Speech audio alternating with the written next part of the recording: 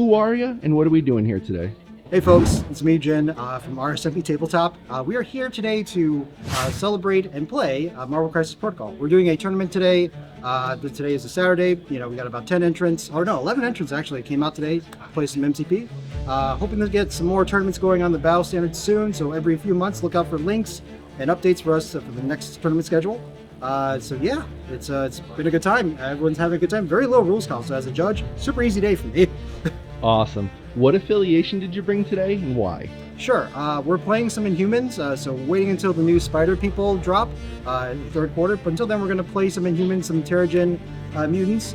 We brought Maximus today, actually, to roll some dice, have some fun. Maximus gives you like a really great extra layer rerolls to make your offense and defense a little more consistent. Sometimes things go a little awry, and you get teleported by your opponent, and so it's a really fun leadership to play with. But yeah, the Humans I think are very solid. They have a lot of good models with a recent pack, and more people should try them out if they haven't. But I think right now they are quite in vogue, and they might be one of the teams to beat at the moment. And can you tell me about some of the tactics cards you brought with them and why? Sure, yeah. A couple of cards that are really, really good with them is Great Refuge that recently came out in the new box, and that lets you teleport a bunch of your guys that aren't holding stuff. So it's a good way for you to fix positions on the map that people get a little bit out of place when they're where they should be. The other big thing is an oldie but goodie, Terrigenesis. In Marvel Crisis Protocol, there are two types of extracts you can pick up. There are civilians and assets. If you happen to be playing with civilian extracts, the human player can potentially play the card to do some damage to somebody, and if they do daze or KO somebody, they get some extra bonus points on top of that. That can sometimes even win you a game mid round. Because if you had 14 points, you get that 2 free bonus points. Gets in 16 and you win. Okay. I have a push. Since we got the wild. Yep. I'll spend the one that I got to Two that doesn't the objective. Yep. At the moment. Nobody's on that point. Yeah, because Ms. Marvel's just a touch goes shy away. Yep. Hi, I'm Shane, and I'm going to be playing some Wakanda at the Marvel Crisis Protocol tournament today. Can you tell me about your affiliation list, some of your characters you brought and why? Yeah, so I'm playing pretty standard Wakanda, so I've got Storm, King T, regular Black Panther, M'Baku, Shuri, Okoye, splashing in some Namor and some Red Skull. Mostly I'm working on dice consistency and killing, but also controlling with all my pushes and my ability to rotate around the board. Who's your best character on your team? Oh, King T by far. That model is so fun to play. If you haven't played him, I highly recommend picking that guy up. When you were thinking about showing up for today's tournament, who did you think you were going to see as far as affiliations that you'd have to play against? Oh, it's always a crapshoot here. We got a lot of mutant lovers here, and with Phoenix just coming out, I was assuming I was going to see a lot of her. And I got surprised round one into Asgard and A-Force, which I wasn't planning on at all. So. Awesome. Is there anybody you'd like to thank or shout out? No, just thanks a lot for RSMP for supporting us. Cool. Awesome. Thank you so much, my dude. Thank you. I'm Terry, and I'm playing at this MCP Marvel Crisis Protocol tournament up here at the Battle Standard. What affiliation did you bring and why? I brought X-Men. They are one of my favorite affiliations. I grew up on the comics. I grew up on the TV show. I like playing them, and I'm also shooting for getting my 50 games in a year. There's a badge on Longshanks. Nice. Can you tell me about some of the characters you brought and why? I brought Cyclops because I really like his leadership. I like the power gain from it. I like that he has field leader to move my models around. His optic blast pushes models out of the way as well if I roll the right facings. Yeah, so he's my leader. I also brought a bunch of other X-Men, Storm, Beast, X-23. She's a really good killer model in this game. And then I have one splash model, which is Nick Fury Jr. I bring him for extracts. His agents can pick up the extracts. He can also pick up the extracts, so it's really helpful where the rest of my forces kind of focused on killing. What tactics cards did you bring and why? So this game I brought, to me, my X-Men, First Class, Race for Impact, Eye in the Sky, which is a Nick Fury card, and was that 5? It was close. I think there's one more. Xavier's Dream. Did I say that? Yeah. So a couple of those, Xavier's Dream, Eye in the Sky, and Race for Impact, are all defensive cards. Eye in the Sky and Xavier's Dream came in really key this game. It let Beast survive on 1 health on the first turn when Malekith came in and tried to kill my models, which was huge for this game. And then to me, my X-Men is pretty key for moving my models around. Sometimes first class is a mistake, but this game we had a pay to flip, so I used it for the pay to flip and for picking up extracts, and it saved me a bunch of power, so the second turn I had all the power I needed to do all my stuff. My name is Rob Biebel, and I'm here to play a Marvel Crisis Protocol tournament at the Battle Standard in East Windsor, Connecticut. I am playing A-Force today. 1, because I really enjoy the A-Force comics. 2, because I think that the leadership is a lot of fun. There's a lot of movement and displacement in the affiliation, and I feel like playing King of the Hill kind of feels good for my play style. And so I've just been diving into them this year and really enjoying the way that they play on the table. Who's your best character? Ooh, my best character. Probably going to be a toss-up between the Mighty Thor, Jane Foster, and Spectacular Spider-Man, who both of which benefit Jane being in affiliation and Spectacular Spider-Man just really loving the extra power. So today you showed up to a tournament. Before you showed up, you had to have some considerations of like what you thought you might play against. Can you talk a little bit about that? Yeah, I definitely thought about how matchups are going to work. I adjusted my extract crises so that way I wouldn't get stuck on a lower threat. I can play 17 and higher quite comfortably, but 16 not so much. So I wanted to make sure that I arranged my crises and also my roster to accommodate a little bit higher play. Focusing on my mobility and my displacement, knowing that I'm going to have some tough matchups in things like Mayor Fisk, where the stun is really going to hurt my affiliation. I really worked on trying to have some mobility around that. But by and large, most of the crises I feel that I can play comfortably. Most affiliations I can play into comfortably, as long as I stick to my game and don't get too bogged down in the combat side. She-Hulk is my leader. I have Jane Foster as the Mighty Thor. I have Wasp. Both of them are there interchangeably. I have Okoye, Black Cat. The 5 of them allow me to play flexibly, whether I'm going to be splashing in from 17 all the way up to 20. That'll dictate whether I'm running Jane or whether I'm running Wasp. And then my splashes, I've been playing through them. Today I might be playing something a little different than I've been playing in the past, just as I kind of figure out the exact play pattern flow that works best with those core 5. Nice. And what tactics cards did you bring today?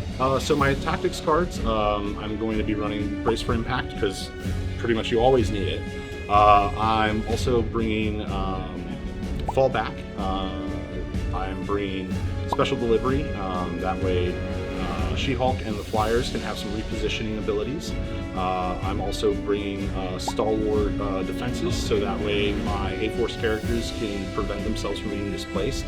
Recalibration Matrix, which actually is possibly going to get cut after this event. And then I'm bringing some character-specific ones like Pim Particles for Wasp, Cat and the Spider to play when I've got Spectacular Spider-Man and Black Cat on the field together. And then I've got Eye in the Sky, in case I need to have Nick in there to kind of pull some people back. Primarily though, I am going to be running my restricted to my 2 A-Force, and then the 5th card is the one that gets swapped out. So my name is Kevin, and I'm here at the Battle Center today to play in the Marvel Crisis Protocol tournament. What affiliation did you bring and why? Today I'm playing Midnight Suns, mostly because Blade and I-Hulk are really fun models to play. I like to play very combat focused, and having I-Hulk just run up the board, throw a bunch of people, do 3 attacks in a turn, it's always fun. Maybe less so for my opponent sometimes, but So as I mentioned, we have I-Hulk. I always run Blade because his leadership is really fun. Being able to move 1 seems like it wouldn't be impactful, but once you play it, you realize how much extra movement that's getting you, where you'd be within range of an attack that you otherwise wouldn't be, or you can get out of your opponent's range. And then filling out the roster, I have Frankenstein's Monster to try and protect Hulk, along with a lot of the 3 threats that are in Midnight Suns, because they have a lot of good choices to choose from, like Man-Thing and Black Panther.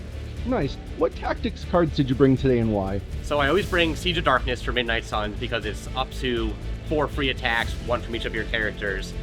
So that can completely change the flow of a game if you get a bunch of free attacks to your opponent. And then I also bring Bats the Ghost Hound because it lets you change a dice for 2 power, which is great if you're trying to get a wild trigger for a throw that you really need at a key time.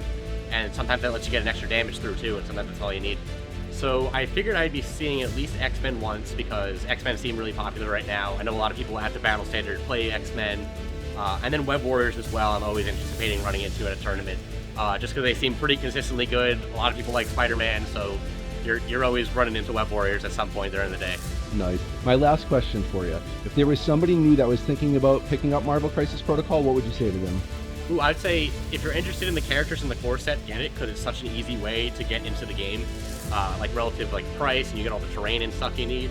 And then play the affiliation and models you like, because all of them have cool superpowers and usually fit the lore behind them really well. So just have fun with it. My name's Kevin. I'm playing Marvel Crisis Protocol here today at the Battle Standard for the tournament. I'm playing Uncanny X-Men under Charles Xavier's leadership. I mostly chose them because Phoenix just recently got released and I wanted to try her out in her home affiliation. And Charles is a character I've been interested in playing and wanted to kind of see how he works. So we've got some X-Men with some splash characters like Carnage, who recently got a rework to make him a little bit more aggressive. And I've got a couple other little tech pieces in there like Amazing Spider-Man to grab some extracts, and Toad in there as well to do kind of the same thing.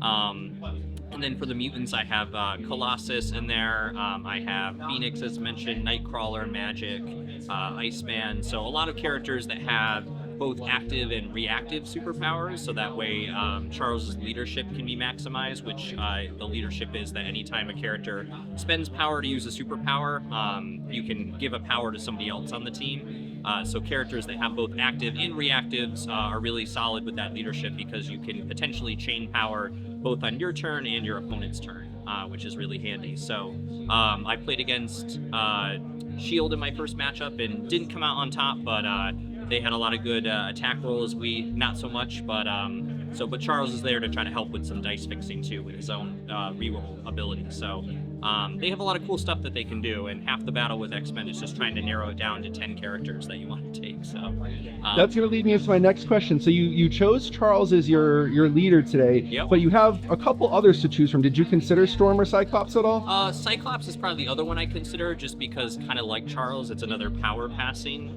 ability or power gaining ability. And the only reason why I didn't was just because I wanted to try some of the other things that Charles has, as far as his reroll abilities that he gives out and some of his control elements. But Cyclops is definitely a solid pick as well, and someone that I've played a few times before. So I do like that Charles's leadership is not as restricted on doing damage, I guess, with attack. So it's kind of just you spend to do something and somebody else gets the benefit from it. So, but yeah, that was probably the other one I looked at. Storm is a little bit more like mobility and kind of like objective play, and it's never really been my play style with X-Men. It's a little too puzzly, I guess, and a little too, you've got to really kind of know your measurements and know your placements. And for people that play Storm and practice it a lot, like, they can get really good with it and can do some really cool plays. So that's, if you're looking for more of kind of like a really puzzly kind of like, you want to feel really good when you make that, movement and you're right at the range you need to, or you want to make that safe extract grab play, like that's, I feel like, kind of what Storm is about, is trying to snag things that maybe your opponent didn't realize that you could reach or that you could get to. Which is not as much, I like to kill things, so I like to attack things, but people like to play that kind of style too. What were the tactics cards that you brought today? So I have First Class, which is the X-Men card that lets them interact with their first objective for free. So it can be really helpful for pay-to-flip secures, where you want to pay power to turn an objective to your side and then also pick up an extract token, so you can do that efficiently. To me, my X-Men, which is the card where Charles can call the X-Men towards him by paying power. I have Brace, which is just a kind of staple card for a lot of lists these days, where you can ignore collision damage. I took Fallback as well, which is just a kind of get out of danger card. And then I have Cerebro, which is Charles's card, where he can extend his range a little bit and extend, I think he adds a dice to his attack roll, so he does that for one turn, so he's a little bit more potent on the attack side. I brought Journey Through Limbo, which is Magic's card, where she can, Journey Through Limbo, she can incinerate an enemy that's within 2 of her and then send them away from her. So that's pretty cool. I think I brought Mental Domination as well, which is Jean Grey or Phoenix's card, where she can take control of an enemy character and walk them, and then they can make an attack on a friendly character, which is always cool. It's kind of a card that's been a little forgotten about because Jean Grey sees like intermediate play here and there, but now that Phoenix is out, I think that's gonna uptick a little bit more, and then that card is just really good to be able to walk somebody and have them attack and potentially kill someone on their own team is pretty cool.